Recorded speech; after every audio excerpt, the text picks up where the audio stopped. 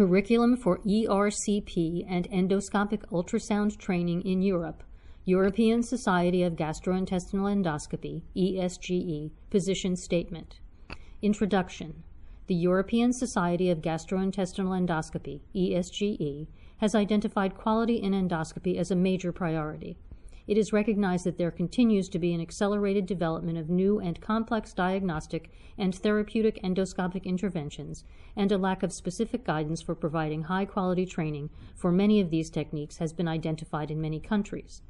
Of all the commonly performed endoscopic procedures, endoscopic retrograde cholangiopancreatography, ERCP, is associated with the highest risk of serious complications and with a recognized mortality.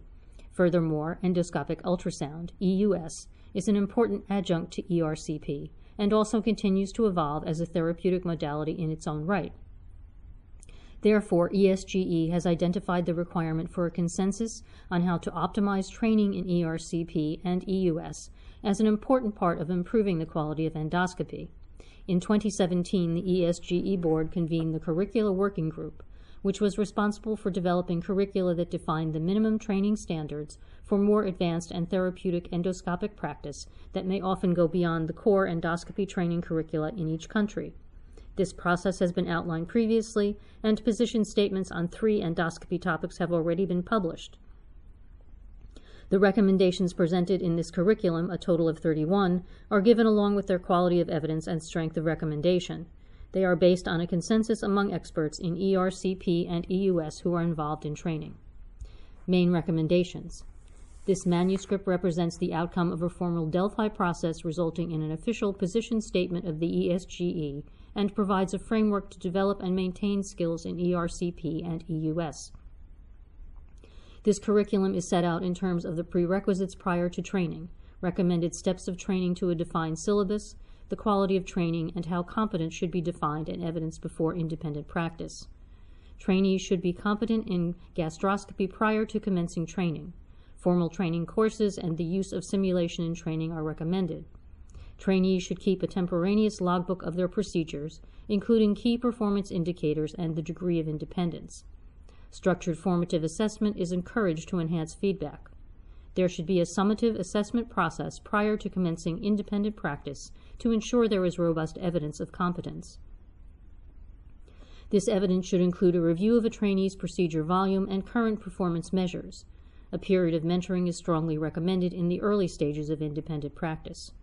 Specifically for ERCP, all trainees should be competent up to Schutz Level 2 complexity, management of distal biliary strictures and stones greater than 10 millimeters, with advanced ERCP requiring a further period of training.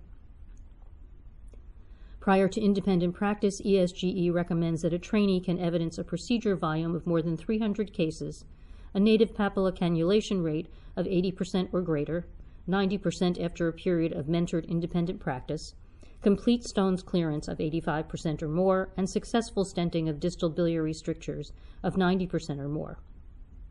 90% and 95% respectively after a mentored period of independent practice. The progression of EUS training and competence attainment should start from diagnostic EUS and then proceed to basic therapeutic EUS and finally to advanced therapeutic EUS. Before independent practice, ESGE recommends that a trainee can evidence a procedure volume of more than 250 cases, 75 5-needle aspirations or biopsies, FNA, FNBs, satisfactory visualization of key anatomical landmarks in 90% or more of cases, and an FNA, FNB accuracy rate of 85% or more. ESGE recognizes the often inadequate quality of the evidence and the need for further studies pertaining to training in advanced endoscopy, particularly in relation to therapeutic EUS.